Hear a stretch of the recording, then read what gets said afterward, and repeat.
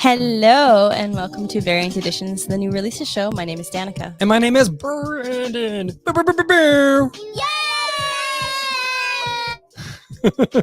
I actually forgot what a button that was. That worked out great. Woo!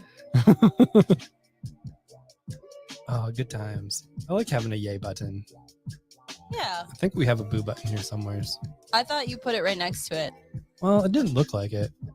Maybe I don't know why. not. That's okay. We always have this. Yup.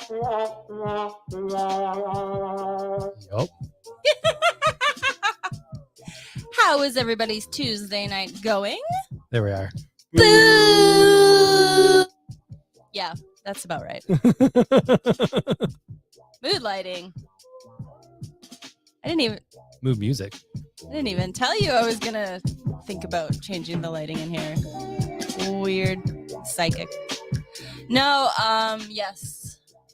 We are gonna get some better lighting in here once I actually remember to do it.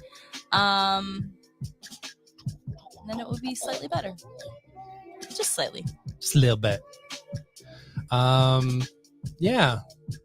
How are all of you? I hope you're doing well. We're doing okay. And we actually truly mean that.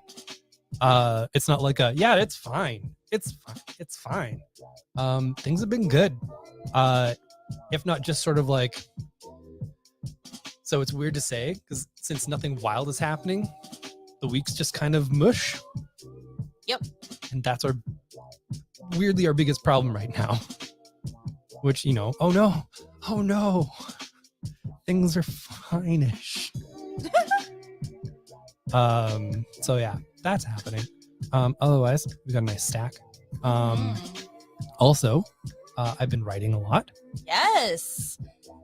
Have you subscribed to his Substack yet? If you haven't, you should do that. It is free for now. There will still always be a free version, but of course. At a certain point you will have to pay. But for some stuff. Well, yeah, that's what I'm saying. Yeah.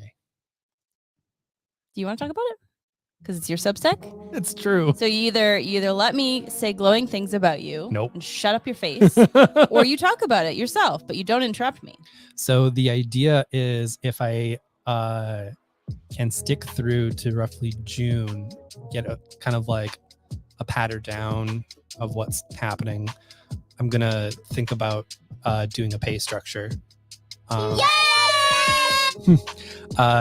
So basically anything where I'm taking reference from other things won't be under a pay structure. So I've got like stacks of Comics Retailer magazine from back in the day. I've got all kinds of comics reference books, a lot of things that I'll be drawing on to talk about the industry, where it was, where it's going. And a lot of stuff that I feel like is just important information is going to be free. It's going to be like the finer points, the needly stuff, the secret sauce stuff that's going to be behind paywall.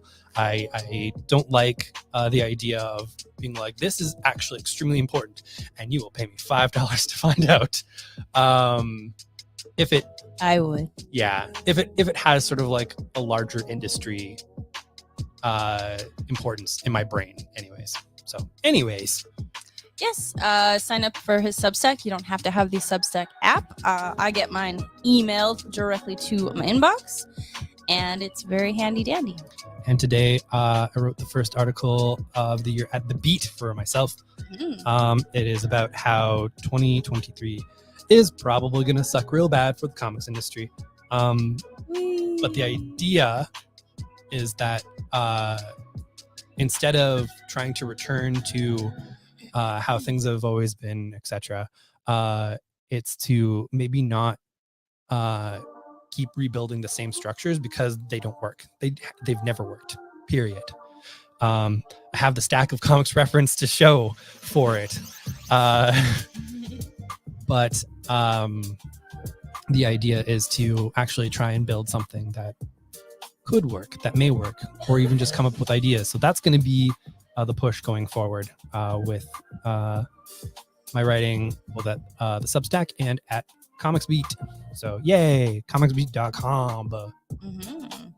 Yeah, very cool. Alrighty. All right. All right. Do you want to get into it? Let's get it on. That was not okay. Let's talk about comics. We have the return to comics of Darkwing Duck. Oh my god. There are Cloud many. of smoke and he appears, master of disguise. When there's trouble, you call DW. Let's get dangerous. It's that guy. Yeah. He's back in comics from Dynamite. Also, the second issue of Gargoyles is out this week. For those of you who are heavy Disney afternoon pilled, like this moi. Only 90s kids know. If y'all had Mike Sobel Yes. telling you all about the upcoming cartoons you were about to see, then yeah, you're definitely on the inside of this fandom. Wink, wink. Apparently, that was like sort of a general package that people got, and like you could have your presenter kind of do a thing around it. That's cool. Yeah. So it happened a lot of places. It's literally a comic about Darkwing Duck, so I don't. That's truly all you need to know. I looked at It's the what the solicit. solicit says. It's just like, hey, remember Darkwing Duck? Heck yeah. So yeah, you're getting some of this, and classic Darkwing Duck villain. Not going to spoil it. You're just going to have to figure it out. Is Mike Sobel working? He actually retired. I In, think like- last year. Yeah, the end It of was last recent, year. Yeah. So like that guy had been working since we were kids before then, and good for him. I hope he We- has a long and relaxing retirement Mhm. We Barons. because he's earned it. Yeah. He hosted the teen school competition show where there was questions that I can't remember the name of. He did Disney Afternoon. He was a weatherman. Unlike these kids these days, weather boys. I'm trying to get in on the grift. I'm gonna try and make us millions.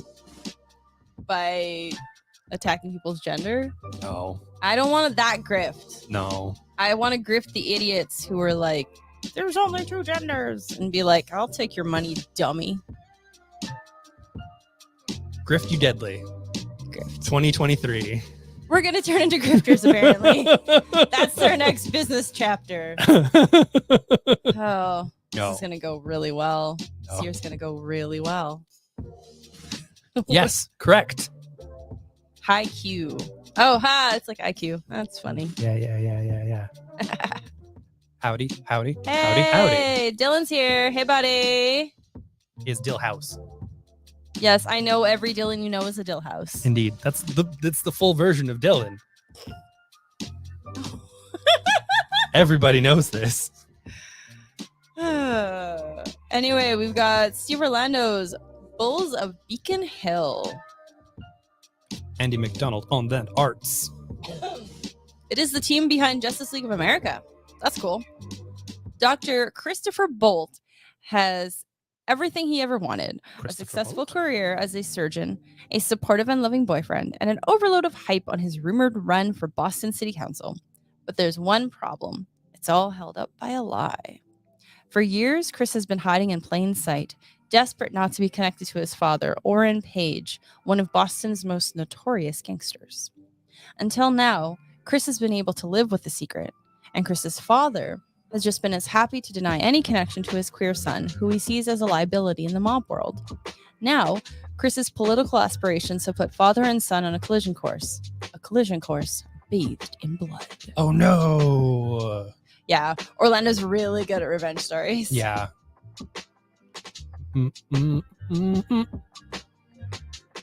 See, it's all good. Dylan's cool with it. Oh. Enabling. Dylan.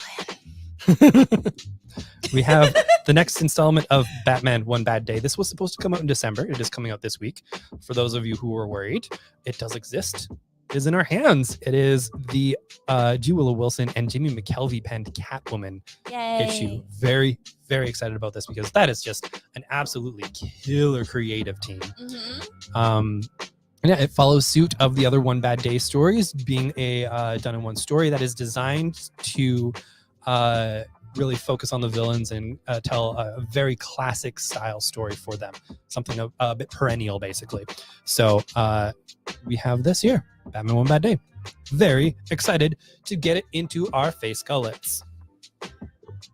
That's what the eyes are. All right. So we had some time to actually read before. Brandon was cooking dinner. Very nice. Very good. My tummy is full. I was reading Sins of Sinister. So I don't usually read the Marvel or DC all the time unless it's something I'm excited for, like the Catwoman. But I do like to check in on the big one shots, the turns, the this coming up, this is going to change everything, the Marvel stuff that they want to say this changes Marvel forever, and I'm like, okay, cool, quite good. This is quite good. I know Andrew was talking about it earlier today too. Yes, that it felt the most Hickman-y of projects the X-Men line has done since he's left, I believe is what he was saying. Yes, this is written by Kieran Gillen. Normally a creative partner of Jamie McKelvey, which is cool. So True. It's kind of a good segue, actually. Look at you. Did you plan it? Yes. There you go. Look at that. Yes. Powers of Essex. It's the end of the world as we know it. And at least Sinister feels fine. For now. Can that last? Especially when we discover that he really is his own worst enemy. The universe melting, oh Marvel, X event begins here in a horror timeline that makes Age of Apocalypse look like the X-Men swimsuit issue. You can tell when Gillen's been writing the solicit. Yeah, I did enjoy his solicits for Die as it went on, because it was just more and more of everything will be fine. Probably. Maybe. Nah.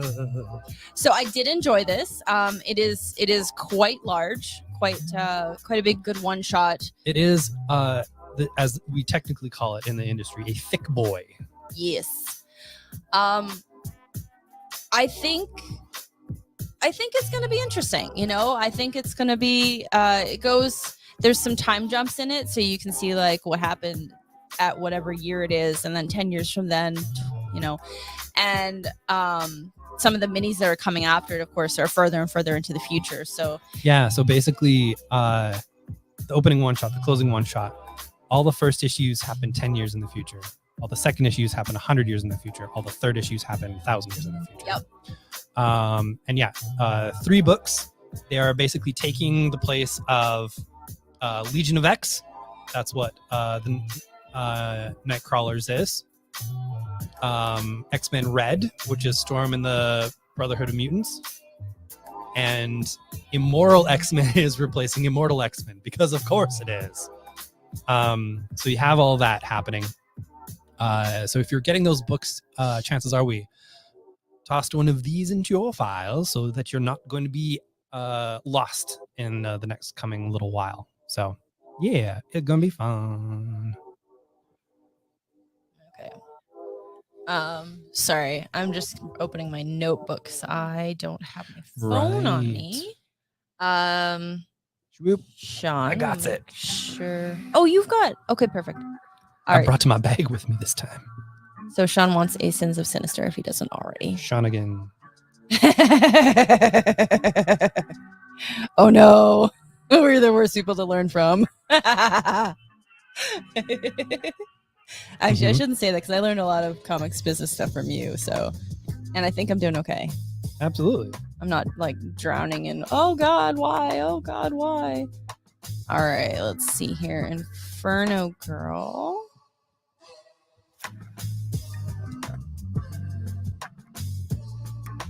Okay, 3 of 3. Don't read that one. That would be bad. 1 of 3. There we go. Miniseries premiere. Yeah. All right. Okay, so this is a Massive Verse series, which means it's part of the like Radiant Black Radiant. and all that I razzmatazz. should just call it a Radiant Verse series. Well, because it also has like different things attached to it That is outside of the fair. Radiance ones. That is fair. I disagree with it, but it's fair. A new school, new relationship, new possibilities. For any teenager, big moves are both challenging and exciting. But it's a whole other thing for Kasia Costa, because an ancient cult and their army of demons has ripped her new home of Apex City out of our universe and cast it into darkness. To have any hope of saving it, I don't know. There's like a accent over It's the Kesha. A. It's not Kesha. I Okay. can tell you that much. Must survive the worst night of her life, embrace a secret legacy, and find the courage to fight when all seems lost as the blazing light of hope in the dark, Inferno Girl Red. Do you know what you call a pile of sleeping cats? What do you call a pile of sleeping cats? The legacy. It's a legacy of sleeping cats. I love it. Come to the legacy. A sea of leggies. Yeah, good art. Actually, it's from the guy who did Self-Made and Oh, Ultraman. I love Self-Made. I love Self-Made. Self-Made was just an absolute banger of a book. To just kind of describe what it's about ruins the whole thing, which is the problem with Self-Made.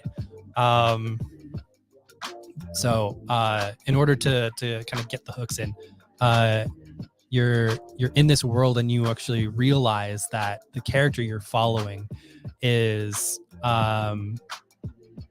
full on a character in a video game that's being tested. They don't exist, so to speak, but there's this connection between them and their creator, and like a whole bunch of things happen. It's pretty freaking cool.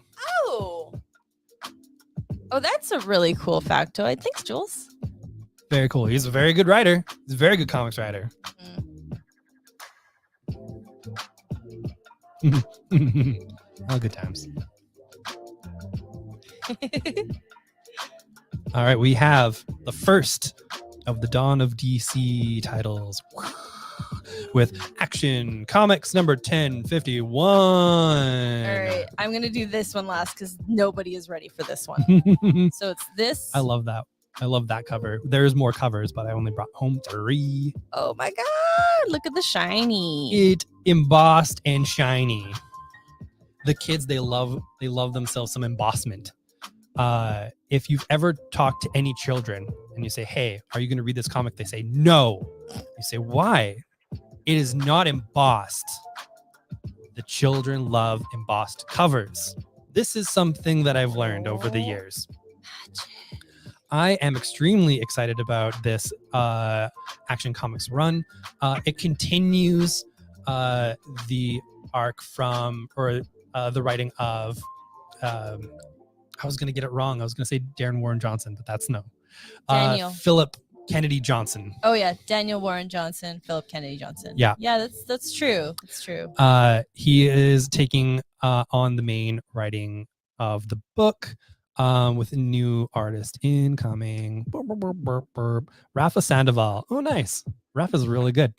I read this one too, just to, like I said, the linchpins. Yeah. That's where I wanted to. Indeed.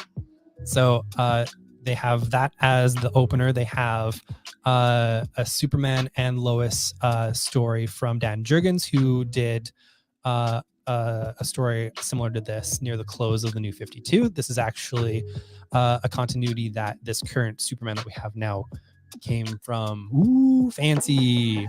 So he reteams with Lee Weeks to do the good storytellings. And then finally there's the Power Girl backup from Leah Williams and Marguerite Sauvage. It's gorgeous. It's really good. And so Action Comics is going to be a main story plus 2 co-features. And it is staying at a $4.99 American price, the price that it was when there was only 1 co-feature happening. I am super, super excited for this because Philip Kennedy Johnson has been telling the best Superman stories of the last decade. I'll bank on that, honestly. It's and this is continuing with a format that is getting closer to one that I proposed near the start of the pandemic. So I always take projects like these and give them that little extra like sales juice, because I am very self-involved sometimes. But it helps when the product is extremely, extremely good. But yeah, the only things that I had kind of proposed in addition to a format like this would be it would be a little more oversized as well, and all the pieces of this would be available kind of to purchase a la carte. The main story I would probably do like $1.99, and the Like electronically. You mean. yeah Yeah. digitally, and the others I do about 99 cents. Yeah, it would be nice. It would be very nice. All right. That's true. The embossed is $7.99 American, so that's It's like 11 something. Yeah. Sean wants a copy of Action Comics. Yay. Eric, let us know if you want the shiny cover. And Dylan actually has a question, if I could interrupt for a moment. I assume most of the DODC incoming series will be good jumping on points for the different series. Wonder what happens to Batman and Flash. Yeah, so Batman stuff isn't changing currently, and Flash stuff I think won't change until it's getting to a nice round number soon, I'm pretty sure. But they're currently doing the 1 second war from the current writer artist team. So if there's any change at that, I would say more in the end of the year, because they haven't talked about any details for the last half of the year. But things are being rolled out just over the course of the year. They've talked about some Green Lantern stuff that Phil Kennedy Johnson and Mariko Tamaki are doing. So that's going to be cool. Mm-hmm. There's a Doom Patrol book coming out soon. Yay. Danica's favorite superhero team. Weirdly, yes. Yeah. I think I would have to say that, yeah. The superhero team you've read the most stories of. That's true. I think coming in second is Justice League Dark. Yeah. Yeah, and it's usually because that's where all like the sad magic people are, which is also why I like Doom Patrol, because it's where the sad magic people are. The Spookum Boys. Yeah, you're getting Eric's order. Perfect. Yes, we're going to get you a shiny cover. It's gonna be good. I mean, life is short. Have fun. Get the shiny cover. That's great. Yeah, it's pretty cool. Oh yeah. Yep. I love that Mora's getting more work. Well, and so talented. Here's the fun thing. So he's still doing World's Finest right now. He's also doing the art for the Mighty Morphin Power Rangers TMNT miniseries that's happening right now, because Dan Moore is a beast. He was doing Once and Future during, even doing Detective. So both Wade and Maura have said that they are not stopping doing World's Finest. They are just both also going to do Shazam at the same time. Oh my gosh.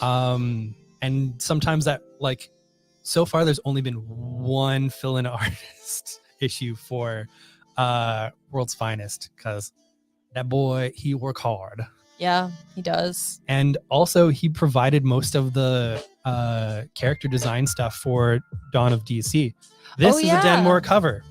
Yeah, he did. There's an ad in the recent DC with the, because we can show that it's an ad. Yeah. Well, they've got a tiny version of it here. Oh yeah. But it's got a bunch of the books and a bunch of the Dan Mora's arts. Yeah, so I can't remember what I was reading a couple weeks ago, but it had like the full double page spread with the two, and it's really cool to see his versions of folks that we haven't, like, his what is it? His Green Lantern it comes really close to beating Jamal Campbell's, because like I love Jamal Campbell's Far Sector. Oh yeah, because Joe's coming in. Yep. Yeah, and like, they are really good. So very excited. You know, if I have to think about what my superhero genre is, I think that's my superhero genre. Because I'm trying to think of like, when do I care about superheroes? And it's like when they're depressed or there's some kind of spell involved. I don't know. Doom Patrol speaks to me. I don't know. I think it helps that they're all very broken people. So it's a lot easier to identify with fellow, I don't know, trauma.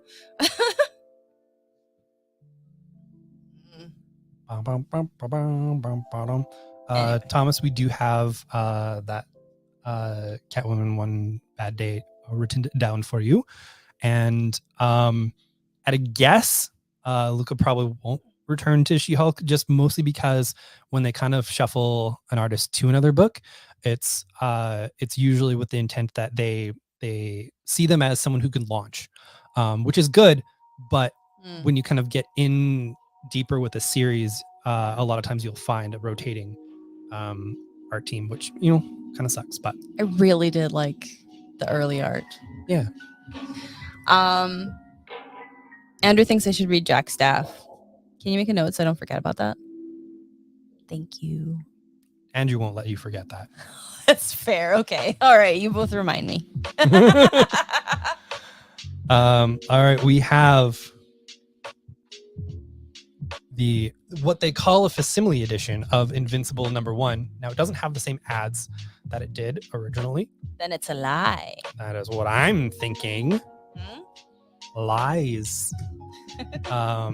This represents Invincible #1 with nice cardstock cover and the nice Cory Walker arts.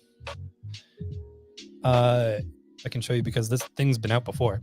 But also this week. So for Walking Dead, they're doing a deluxe edition where they're taking all the black and white comics and adding color to them. And then Hickman in the back matter goes through his story breakdowns and usually the page that he writes out for an issue, because he apparently writes down a page and then sort of like tries to flesh it out. And so he talks about the things that he kept, things that he drops. Really fascinating. Well, Invincible was already in color, so they're starting to do the Invincible Undeluxe edition. Okay. Reprinting it all in black and white with a similar treatment in the back of his thought processes and development and all that kind of stuff. I might get this because like Walking Dead I fell off of just because it's a relentless slog of sadness, whereas Invincible, it can get dark, but its end of day is hopeful. So I'm I connected with it. It was one of my favorite things that I was reading back when this was coming out, and I'm looking forward to reconnecting it with it and maybe seeing some thought processes that went through. I know there's a story about how Invincible almost got canceled because Cory Walker wasn't a fast artist, has never been really. It was lagging behind, sales were kind of going down, and the twist in Invincible, they actually do in the first episode of the TV show. And Kirkman was going to save that for the end of year 1, at the end of issue 12.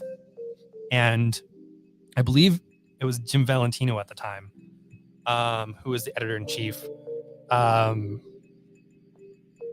Yeah, it doesn't say anymore. Not a facsimile. Basically said, like, you need to, it was either him or Eric Larson, but you need to get this out now. Oh, cool. You need to get this out now. This twist needs to happen now because you're probably not getting to issue 12. And so they get the issue out. They start getting Ryan Ottley on as the regular artist.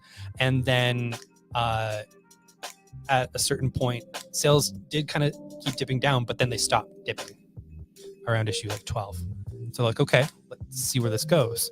And then it climbed and climbed and climbed and climbed until they were actually making money off of this. So yeah, it's good times. Yeah. Any of you read Twig? I looked at the covers and was really enticed by it, thinking of snagging the trade paperback.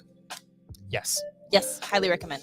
Absolutely. It's got a young doing his aim is to do sort of a Bone style adventure story. And he'd apparently approached the artist Cal Straham, I think that's how you pronounce his name, about doing the art because he would sometimes warm up just drawing wild looking creatures. And he's like, we need to build a world. Like, this could be amazing. And so their sensibilities work really well together to do this. And it sounds like there's going to be more Twig happening as things are ready. So I like it. I have not been listening to Robservations, although I do like when he does interviews. Robservations was a little too much of mainline Rob Liefeld, basically like the embodiment of cocaine, talking about comics, which I love his energy. I love how much he loves comics. I tried listening to a couple and it just didn't work out for me. I might try some of his more recent ones just in case it's sort of like a growth thing where you kind of figure out a dynamic basically. But yeah, I'll definitely, I'll check out a more recent episode, maybe pick a topic that I'm just like, I want to see what he thinks about this. Go from there. All right. Next up, we have Teenage Mutant Ninja Turtles: The Last Ronin, Lost Years. So yeah, folks who are getting The Last Ronin, two things you need to know. One, this is the size of a regular comic book. Yep. So retailers can stop screaming. And to be fair, also customers who were just like, what am I supposed to do with this? I know. The only thing I would say is if you do a weird size, you still have to make sure it goes in a bag. Like, because there's enough people out there that bag and board their comics. Yeah. And Andrew was saying that was the size of the first original printing of TMNT, which is why they went with that size. Oh. But like the only versions that I know are more magazine size, so I didn't clock it at all. Oh, okay. But yeah. It was not communicated. Yeah, no, they did not. Now this story basically takes place in between the eras that we know, the regular TMNT stuff and the future. And so yeah, you'll get a little bit of the what's happened to get whoever the last round was into place. Still playing cagey with that, mostly because I kind of ruined it for some poor dude when he came in once. Yeah, completely by accident. Yeah, you would never spoil something on purpose. No, I was under the impression that he absolutely knew what was happening. Yeah. All right, we have got 2 books. Yeah, the books. We've got Pluto Rocket, new in town. Pluto Rocket's new in town. I'm new in town. Meet Pluto Rocket, a friendly alien with something to hide. And Joe Pidge, a wisecracking pigeon and self-appointed king of the neighborhood. Joe Pidge is bobbing his way down the street one day when Pluto Rocket arrives. Pluto is from another planet. Oh, like Zoom, who lives on the moon. The guy who sings me happy birthday. No need for that. If anybody knows what I'm talking about,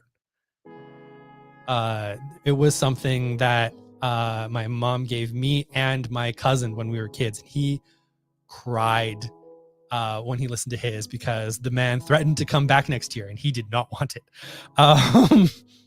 So Pluto is from another planet and is disguising herself for a secret mission to find out what life in the neighborhood is really like. Lucky for Pluto, Joe Pidge has seen it all before, eaten it all before, and pooped on it all before. So he takes her under his wing.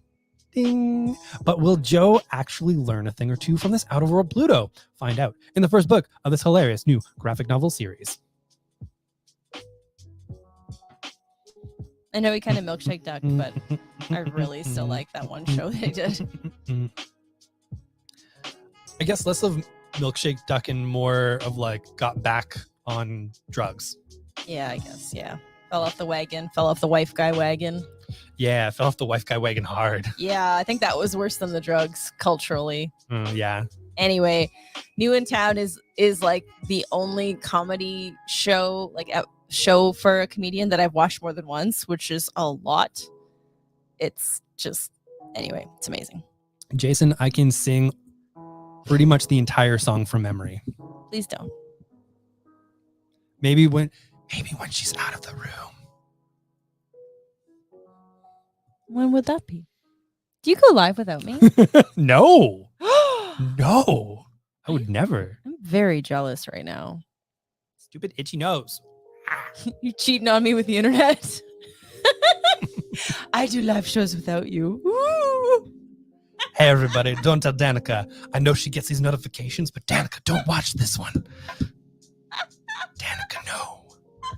Danica, yes. Anyway, this is another one from Webtoon. Very excited. Cursed Princess Club from Lamcat. Meet Gwendolyn, living proof that princesses don't always have it all. Although she lives in a castle and her father is the king, Gwendolyn isn't like a fairy tale princess and isn't conventionally attractive. But one night, she accidentally stumbles upon the twisted world of the Cursed Princess Club, and her life will never be the same. Hexed and cast out, the ladies of the club are just the people Gwendolyn needs to show her that just because she doesn't fit the mold does not mean she's any less of a princess. Outstanding. Very cool. I think you've got someone on your side here. Yes. For shame. Are you being very online without me? How dare you? What do we got? Yeah, either way. That was really good. Mm-hmm. We have Season of the Bruja. From the time she was young, Althea's abuela, Isadora, taught her about their culture. There was music, there was food, there was history, and there was magic.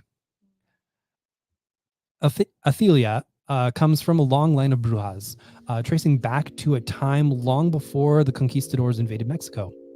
Along with her two companions, Dana, a were-coyote, and Shui, a chupacabra, Athelia Yeah, Althalia.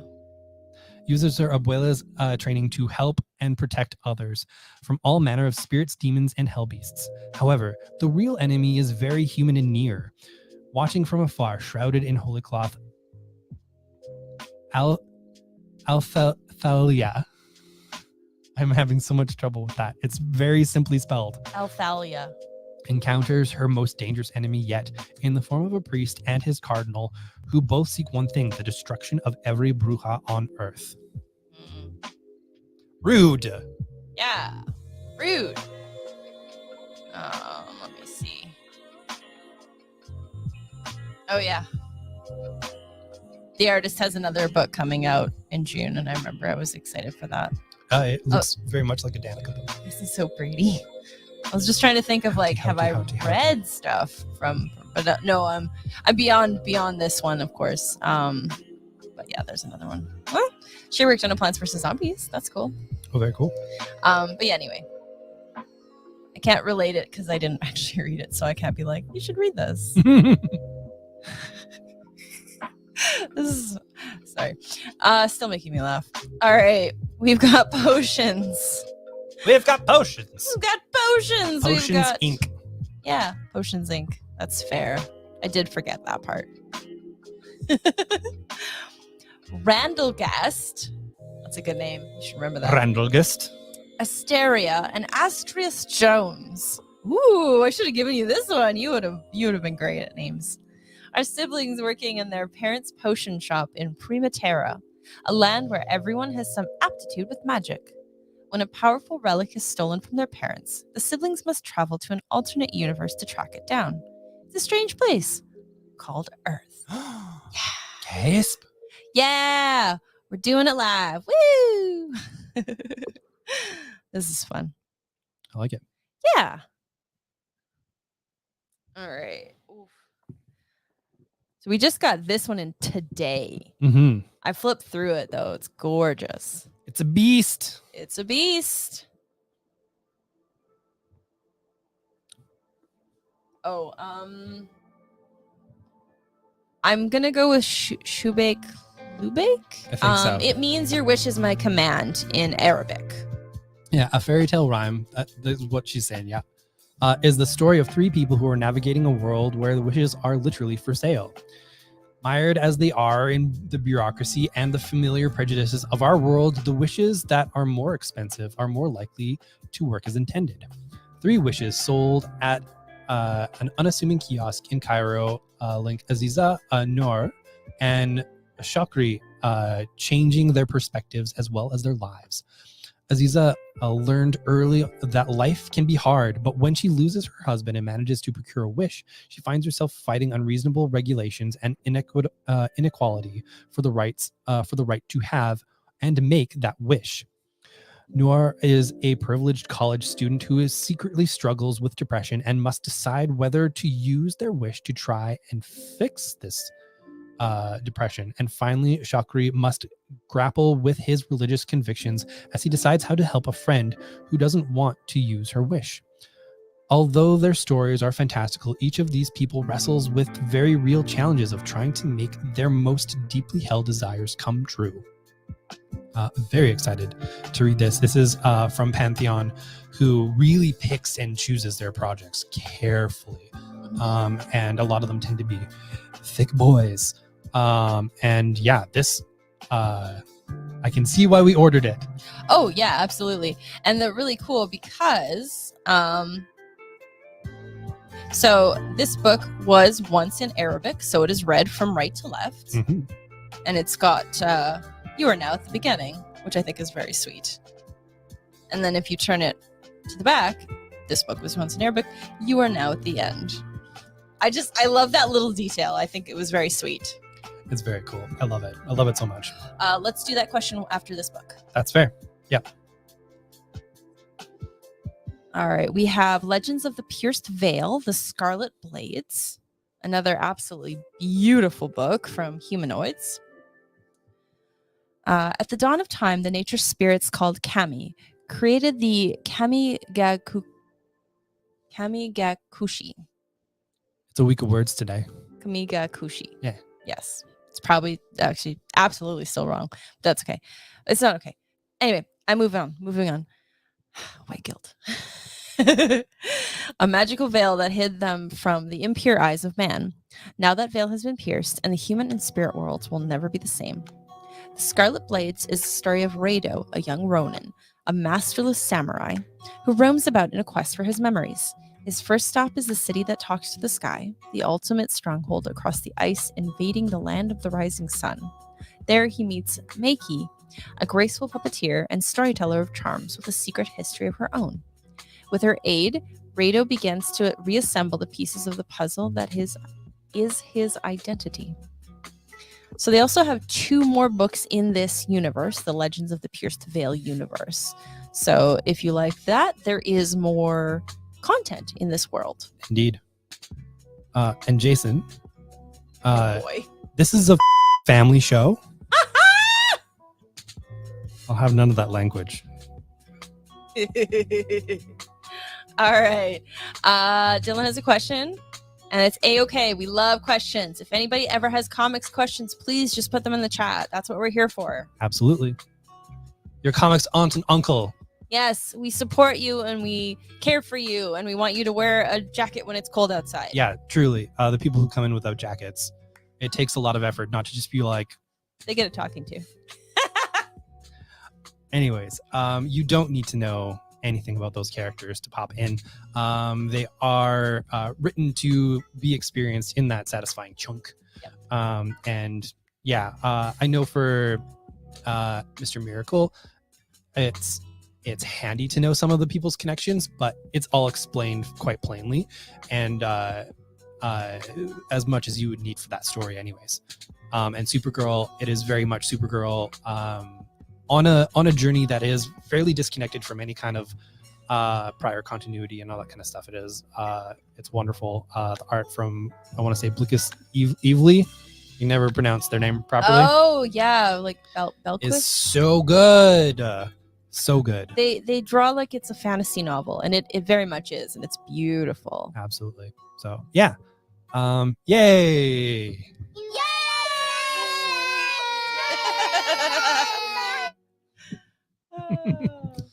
I love having love those it. buttons. So much fun. All right. Yay. Like as the end of stack. So Yeah, this is awesome.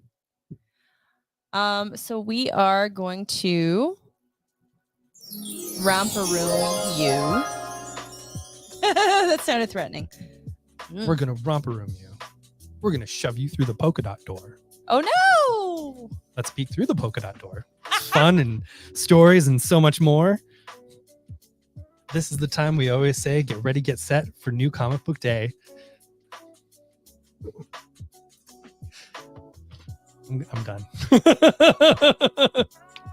I like you. My mirror.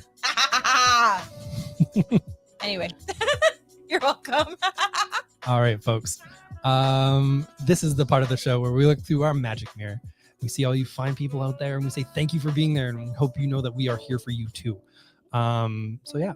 I'm looking out and I'm seeing the one and only Foley, and you can too, in store Wednesdays to Fridays from 11 to 6:30. We're open to 7 on those days, and on Saturday from 11 to 5. We are also open on Sundays 11 to 5.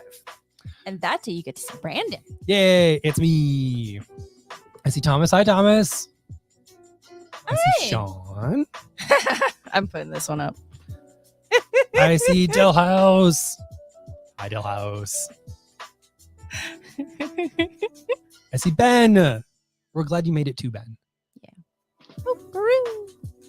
See Jules. Hey. I see Jason. Woo! I see Eric. Thanks for coming by, Eric. It's been a bit. Say hi to Deb for us. Yeah. And the Spud. It's Deb and the Spud. All right. If you ever want to start a podcast. I'm so sorry. No, you're not. I see Bing. Yay! Howdy, howdy. Hi. I think that's it. Did you see Thomas? Yeah, I saw him right up top. Taz came in at I the see end. Taz. Hey, Look, it's buddy. Taz. Hi. Yeah. TV Ontario terrorism. Oh boy. Awesome. Thank you so much. Awesome. Thanks for hanging out with us. If you do need us in between the live shows, you can email us comics@variantedmonton.com. You can buy stuff online, variantedmonton.com. Not single issues, but for most everything else, really. Yeah. Yeah, on Twitter, Facebook, Instagram, Twitch, YouTube. We're at Variant Edmonton. You can find us everywhere. So if you cannot get enough of us, we are also everywhere. Taz. Books are shining beacons of light and happiness until you are moving. And then they are bricks that weigh you down. It's true. All right, folks. Thank you so much. We're going to get to reading. We love books. I'm going to get to watching some wrestles, some finishing dishes. Woo! Some exercise. Woo! Thank you. We'll talk to you soon. Bye.